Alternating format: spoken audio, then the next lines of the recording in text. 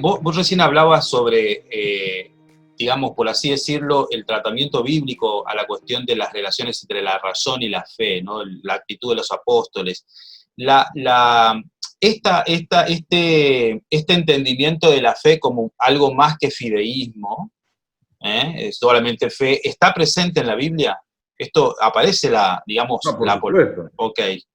Por supuesto, si ustedes ven las argumentaciones, o sea, hay que leer, no es que te lo quiera enseñar a vos, obviamente, vos lo tenés claro, pero en realidad si uno ve, especialmente en el Nuevo Testamento, ¿no es cierto?, la argumentación que hacen, bueno, en los evangelios, Mateo, por ejemplo, empieza argumentando desde la profecía bíblica, pero está tratando de, inspirado por el Espíritu Santo, de convencer a sus lectores de que lo que está diciendo es realmente lo que Dios se propuso. Pero además si uno ve, por ejemplo, los sermones que están, por supuesto, abreviados, pero que están en el libro de los Hechos de los Apóstoles, por ejemplo, qué sé yo, la forma en que Pablo se dirige a los griegos en el Areópago.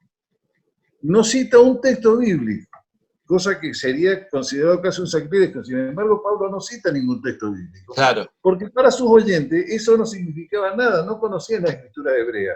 Exacto. Él razona desde el hecho del el altar al Dios desconocido. Claro. Y termina, ¿no es cierto?, con una descripción y un llamado de la fe en Jesucristo. Pero es muy distinto este discurso, esta predicación, que es la que hace él en Jerusalén cuando lo arrestan. Claro. Y se defiende.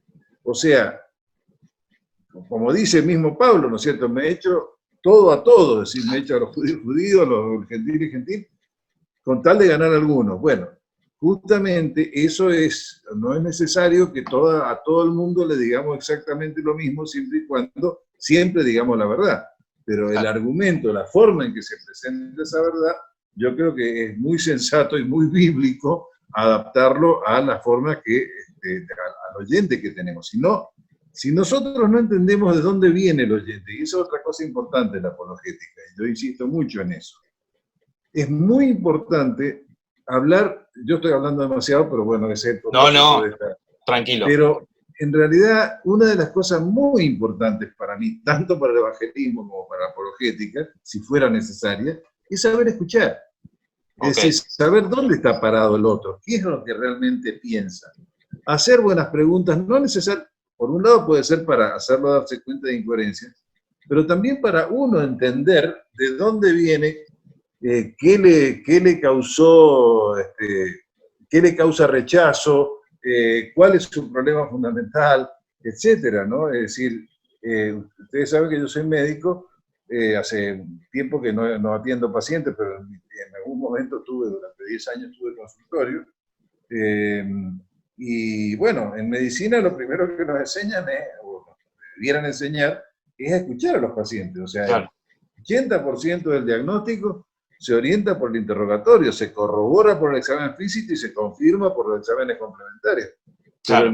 Pero si uno puede interrogar al paciente, o si es un niño, a la mamá, claro, ya tiene ganado en la mayoría de los casos el diagnóstico.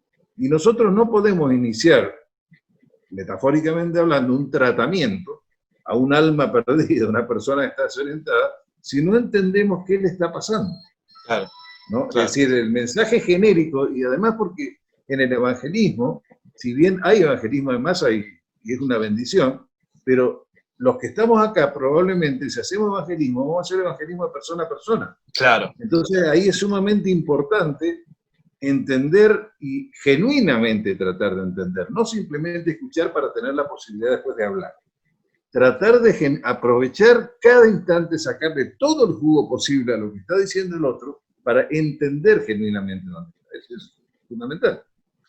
Ahora, tengo la impresión, Fernando, que a veces la Iglesia, y probablemente podamos hacer algún tipo de estudio histórico sobre el tema, pero da la impresión de que la Iglesia a veces confunde el auditorio. A veces cree que está en Atenas y le está hablando como a Jerusalén, ¿no? Y en Jerusalén habla como en Atenas, ¿no?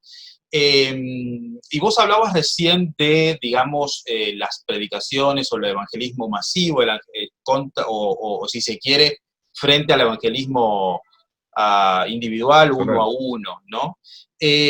¿Cómo estás viendo esa cuestión vos? Digamos, ¿cómo evaluás vos los recursos o los métodos evangelísticos para el siglo XXI en este contexto de militancia atea, agnóstica y no religiosos, ¿no?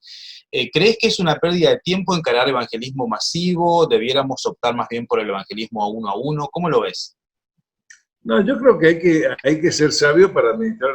No te puedo dar una respuesta por sí o por no. Si ustedes se darán cuenta, es decir, creo que hay lugar para un evangelismo masivo, pero recuerden que el evangelismo masivo tiene una tasa de retención extremadamente baja, es decir, de todas las personas que toman decisiones de fe, si no hay un seguimiento, y inclusive aunque haya un buen seguimiento, hay una tasa de pérdida enorme. Además, la otra cosa más importante todavía, hay dos cosas que yo considero que son fundamentales. La primera es que, bueno, el ser humano, uno lo llama Homo sapiens, pero podría ser Homo socialis, es decir, somos seres sociales y de hecho lo peor que nos puede pasar es estar aislados. Hay estudios que llevan décadas que muestran que en realidad lo más importante en la felicidad de un individuo son sus relaciones. Eso es sorprendente, o por lo menos a algunos nos sorprendió, pero a nosotros no nos sorprendió. Nuestro Dios es un Dios que vive eternamente en relación y quiere relacionarse con nosotros. Entonces, las relaciones son fundamentales. Entonces, está bien el evangelismo de masas, digamos, dirigido al gran público, pero es más, digamos, aunque sea frustrante a veces, porque obviamente uno quisiera tener una tasa de éxito del 100%, por ahí tiene un 1, un 2%, un 10% si es muy afortunado, si Dios quiere. Pero es mucho más importante relacionarse. No es lo mismo el testimonio personal de una persona que uno conoce, por la cual se ha preocupado genuinamente, no solo para evangelizarla, porque la gente entiende la diferencia. Vos estás conmigo porque querés que yo vaya a tu religión. No, claro. Interesarse en las personas, pero por supuesto también interesarse en su destino eterno, no son cosas incompatibles. Entonces, ese trato personal, e inclusive que te da la oportunidad, bueno, si te hacen un planteo que no podés manejar, y bueno, mirá, nos vemos la semana, voy a preguntar, voy a estudiarlo, nos vemos la semana que viene. La otra cosa que me parece fundamental, aparte de esta importancia que tienen las relaciones, si uno ve, por ejemplo, la gente que se acerca a las congregaciones, muchas veces se acerca porque alguien, digamos, que fue amable con él o que tenía un amigo, qué sé yo, más que porque vio luz y subió, ¿viste? Y la otra cosa es que esta forma de compartir el evangelio da la posibilidad de que todos los hermanos, con mayor o con menor preparación, hermanos que no predican, hermanos que no hacen tareas específicamente en la iglesia, pero que estén involucrados en la obra. Es decir, acá nadie está excluido. Se excluye, uno se puede excluir, algunos, qué sé yo, porque piensan que no saben mucho, pero es que no hay que saber mucho. Hay que saber las cosas importantes, las cuestiones centrales de la fe, ¿no es cierto? Y la otra cosa importante es la experiencia personal. Obviamente la experiencia sola no alcanza, porque cualquier secta o cualquier tipo te va a decir que su experiencia está bien. Claro. Pero, por un lado, tu experiencia, por lo menos para vos es importante, puede ser para vos. La otra cosa, disculpen, yo dije 2, pero voy a decir 3, que también, esto también entra en el evangelismo masivo, es que generalmente no se derriba el árbol de un hachazo. Ok. Entonces, en general, las personas que se acercan al evangelio y que creen, hay casos diferentes, yo conozco algunas excepciones importantes, pero en general es una tarea de tala, un hachazo acá, otro hachazo acá, otro hachazo acá, hasta que cae. Entonces, lo que uno puede hacer, aunque uno no vea los resultados, no sea mucho, suma, aporta. Y esa es la tercera cosa que me parece fundamental. Exacto. Ahora, Fernando, cuando uno ve lo que está pasando a nivel cultural, qué sé yo, cuando la televisión pública declara mentira la verdad y Darío Stajenreicher se convierte en un bestseller en Argentina, ¿qué haces en ese contexto? Digo, ¿Es erróneo pensar que hay un embate cultural hacia el cristianismo y las bases morales? ¿Qué es lo que estamos viendo hoy, Fernando? Y yo, mira, sinceramente creo que, y esto además ya lo decía Luis en la década del 40, ¿no? En realidad el cristianismo es el último bastión frente a la barbarie. Es tan simple como eso, es decir, parece una presunción, pero nosotros no somos presumidos, no es algo que nosotros hayamos hecho. Es algo que, si es obra de Dios, es obra de Dios. ¿No? Nosotros solamente somos, en todo caso, humildes mensajeros. Claro. Pero en realidad es el último bastión ante la barbarie. Todas las bases morales de Occidente se basan en la fe cristiana. Y si algunos países que ya son, digamos, podríamos decir, post-cristianos, siguen manteniendo muchos principios, pero que son, en realidad, no tienen fundamento en sí mismos, sino que, en realidad, vienen de un consenso cristiano. Por decir una cosa, la humildad. En otras culturas la humildad es un defecto, no una virtud. Es, al contrario, el orgullo, claro, el sostenerse, el honor, muchas otras culturas, es más, la humildad es un defecto, insisto. Es decir, ser humilde es ser un pobre tipo. Claro. Y bueno, y Nietzsche decía que el cristianismo es una religión de esclavos, ¿no es cierto? Claro. Una moral de esclavos. Bueno, para nosotros eso, para mí es un honor, pero de todas maneras es lo que es como despercibido. Y entonces, Occidente se está quedando, es como una flor cortada, es decir, tiene todavía el color, tiene todavía el aroma, pero la está perdiendo rápidamente, se está marchitando porque perdió la raíz, está separada en la raíz. Entonces, ¿cuál es el bastión, el último bastión de resistencia frente a la barbarie del aborto, de la ideología de género y de muchas otras imposiciones que se nos quieren hacer? La fe cristiana, les gusta o no les gusta. Y en ese sentido, yo eso sostengo, y hace mucho tiempo sostengo que la cuestión del Estado laico, el Estado laico es para garantizar la libertad de religión, no para librarse de la religión. Son dos cosas completamente diferentes. Qué buena definición. Pero claro, porque además nadie tiene una postura neutra. Claro. El ateísmo no es un default. El ateísmo es una ausencia de algo, pero es una, digamos, se puede establecer en sentido positivo. Entonces, no es que si no creemos en nada, entonces nadie no cree en nada. Todos tienen algunas ideas, todos consideran, pues si no, estarían esquizofrénicos, estarían internados en un manicomio. Todos tienen conceptos acerca de la verdad, tienen cosmovisión, etc. Lo que debe entablarse en la batalla de ideas es cuál cosmovisión es la más acertada y cuál realmente nos puede llevar a buen puerto. Y yo creo que en ese sentido, la cosmovisión cristiana, con todo lo que supone la fe cristiana, no solamente como filosofía, sino como forma de vida, como revelación de la Escritura, no tiene rival, no digo que sea perfecta en la práctica nuestra, ¿no es cierto? Pero no tiene rival por su poder intelectual, por sus resultados prácticos, por lo que quiera. Entonces, ¿por qué nos van a prohibir, ¿no es cierto? Pero usted es cristiano. Claro que soy cristiano y usted es ateo. ¿Cuál es el problema? Claro. Porque usted puede propagar su ateísmo y yo no puedo defender mi cristianismo. Explíqueme. Claro, totalmente. No hay una posición neutra. La neutralidad no existe en realidad. Claro. Es imposible. Y eso es una cosa que tenemos que tener claro. Es decir, como decías, me gustó tu definición de que la separación entre Iglesia y Estado es para preservar la libertad de la religión, la libertad de conciencia y no librarse de la religión. Claro, exacto, ni de la conciencia, por supuesto. Ahora, Fernando, yo te diría en los últimos 5 años, en el último lustro, he visto varios jóvenes que visitan la universidad, que vienen de familias cristianas, pero después de 2 o 3 años en la universidad abrazan el agnosticismo, el ateísmo, y lo estamos viendo también en algunos adultos. Hace un rato hablaba también de los jóvenes haciendo preguntas, ¿no? Y me viene a la mente, yo tengo una nena de 8 años obsesionada con agujeros negros, y se está viendo videos sobre teorías cosmológicas y me hace estas preguntas en el almuerzo del mediodía.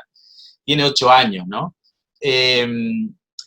Fernando, ¿cómo incluir la cuestión de la apologética en la educación de la Iglesia, de los niños y de los jóvenes y adultos? ¿Es importante, es relevante, debiéramos atender a la cuestión? Yo creo sí, además de hecho hace mucho tiempo que estoy insistiendo en eso. A ver, lo más importante, yo soy en mi vida académica, soy profesor de fisiología humana, y la fisiología, bueno, obviamente yo me enamoré de la fisiología cuando tenía 18 años, 19, así que obviamente no soy una opinión objetiva en este sentido, pero una cosa que tiene fascinante la fisiología, es decir, cómo funciona el cuerpo humano, es que eso lleva desde el punto de vista del médico, de la formación del médico, a una forma de pensar funcionalmente, es decir, cómo funcionan las cosas, cuando algo funciona mal, qué va a pasar, etc. Entonces, nosotros le decimos a los alumnos, y yo lo creo realmente, que algunas cosas que ellos aprenden en nuestra materia, bueno, esos conceptos podrán después ser modificados, etc. Pero lo que no va a ser modificado es si ellos adquieren esta forma de pensar. Y yo creo que en la Iglesia, aunque parezca, digamos, una cuestión filosófica, creo que la Iglesia protestante en general y evangélica en particular ha descuidado mucho la filosofía. Y por no tener buena base filosófica, entonces, me refiero fundamentalmente a la lógica. Sí, sí.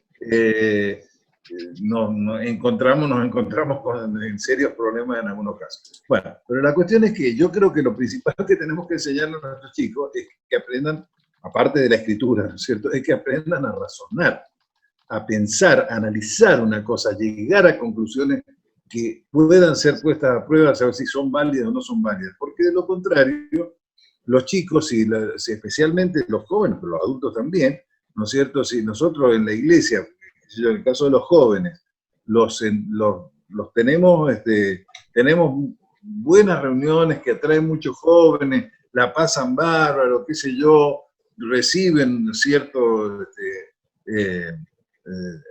alimento espiritual, etcétera, pero no se insiste en la formación, es una bomba de tiempo. Esos chicos, justamente, nosotros quisiéramos tener influencia en todas las esferas de la vida de la sociedad, porque es bueno, creo que es bueno para la sociedad y es bueno para las congregaciones, pero si el chico no sale con una suficiente capacidad, aunque no sepa mucho, pero sí sabe pensar y analizar, no se va a tragar cualquier barbaridad que le dicen por ahí, porque realmente los argumentos que yo he escuchado son tan ridículos que si tuviera un poquito de formación, no se los tragaría. Entonces yo creo que nosotros tenemos que enseñarle a los chicos, quizá no tantos datos, pero sí el hecho de que pueda analizar, pensar. Yo, por ejemplo, esto es absolutamente personal, ¿no es cierto? Pero, por ejemplo, una cosa que a mí me parece un recurso muy interesante es el cine de debate. Elegir buenas películas, no hace falta que sean películas cristianas, porque uno no va a sacar la doctrina de la película, sino entender una situación, ver una motivación, ¿qué me quiso decir con esto? Es una cosa que es atractiva y al mismo tiempo se presta para hacer preguntas y algunas preguntas difíciles. La otra cosa es que yo creo que es muy importante con respecto a los jóvenes, es que en muchos casos se los trata, digamos, se los silencia o no se le da importancia a las cosas que ellos plantean. Eso yo lo he visto, no en mi congregación en particular, pero me ha pasado de chicos que ha sido doctor, profesor, a mí esto no lo pregunté y nunca me contestaron. Y bueno, entonces también cuando el chico hace una pregunta, yo siempre le digo a mis alumnos de la facultad, pero también de la iglesia, que no hay preguntas tontas, hay respuestas tontas, algunas muy tontas. No hay preguntas tontas. Claro. Uno pregunta lo que quiere entender. Y entonces los chicos, y lo más interesante es que la fe cristiana tiene, no digo que tengamos todas las respuestas, obviamente hay cosas que escapan a nuestra comprensión, pero que a ver, tal vez no tengamos la respuesta precisa, porque Dios permitió un tsunami, por ejemplo, en particular, claro, pero sí podemos tener una idea general de hacia dónde se dirigen las cosas, cuál es el origen mal, etc. que no nos va a servir en un caso particular, pero que nos da una cosmovisión. Bueno, entonces hay que tratar de responder seriamente las preguntas de los chicos. Y en ese sentido yo tengo un testimonio, digamos, que para mí, por lo menos muy importante. Yo soy el hijo mayor. Cuando yo era chico, mi mamá hablaba mucho conmigo y yo era muy preguntón. Sigo siendo preguntón. Y entonces las amigas de mi mamá decían, pero decime cualquier cosa. Mi mamá decía, no, yo no le voy a decir cualquier cosa. Si no sé, le voy a decir no sé. Si no, le voy a contestar como mejor pueda. Pero, y si no sé, me voy a averiguar y le voy a decir. Entonces mamá nunca me decía cualquier pavada para que yo dejara de preguntar. Y yo creo que esa actitud la tenemos que tener nosotros con nuestros chicos. No dejar que no, total no importa, sí importa y el resultado, bueno o malo, lo vamos a ver. Lo vamos a ver cuando los chicos, por ejemplo, vayan a la universidad. Entonces, son cosas que no podemos descuidar. Pues sabes que interesante, me estás haciendo acordar una anécdota también relativamente similar que tuve cuando estaba haciendo, creo que estaba haciendo la comunión, habré tenido 8 o 9 años. Yo vengo también de una congregación católica, ¿no? Y recuerdo que un compañero de aula, amigo mío después también, se llamaba Gastón, él me plantea, estábamos en una misa, ¿no? Y Gastón me dice, ¿cómo sabemos, César, que esto que estamos haciendo tiene sentido? Quizás Dios no existe, Dios no existe. Y yo regreso a casa esa tarde y le hago la pregunta a mi mamá. Y mi mamá, vos sabés que me contestó con el silencio, ¿no? Yo creo que de alguna manera un poco la desconcerté a ella, pero ella decidió no contestarme con algo que no supiera. Se llamó a silencio simplemente, ¿no? Obviamente después yo quedé varios años indagando sobre la cuestión hasta que abracé la fe en una iglesia bautista, ¿no? Ahora, la pregunta es, ¿cómo habrá reaccionado la madre de este chico Gastón? Porque hoy por hoy este ex amigo mío es un ateo casi militante, estudiante de genética en el CONICET en Buenos Aires. Pero pensando en a mí me fascina que alguien que estudie genética pueda ser ateo. Claro, realmente claro. fascinante, porque me parece increíble, no me entra en la cabeza, pero bueno, lo sé que es así, pero... ¿Cómo explicarlo? Claro, ¿no? Ahora, recién hablábamos, ¿no?, de casos que abandonan la fe y de un edificio mal construido. ¿Vos podrías manejar la hipótesis de que nuestros jóvenes podrían estar abandonando la fe, algunos de ellos, porque, bueno, no han recibido una formación sólida? Yo creo que sí, pero más que nada, insisto, la formación tiene que ser lo más sólida posible y es muy importante, pero es muy importante el tema de enseñarles a pensar, a analizar por ellos mismos, dentro del ámbito de nuestra fe, pero inclusive a leer cosas que, obviamente bajo supervisión, pero leer cosas que presentan formas de pensar alternativas y entender por qué eso no es para todos probablemente, pero por qué, cuál es el defecto, cuál es el problema, por qué no es coherente. Toda cosmovisión tiene que tener, por un lado, una coherencia con la realidad, o sea, que explicar la realidad, inclusive explicar otras cosmovisiones. Y la segunda cosa que tiene que tener es una coherencia interna, es decir, que no tenga contradicciones dentro de ella misma. Bueno, en ese sentido yo creo que el cristianismo pasaría un examen con colores, digamos, con máximas calificaciones, pero no todas las cosmovisiones son así.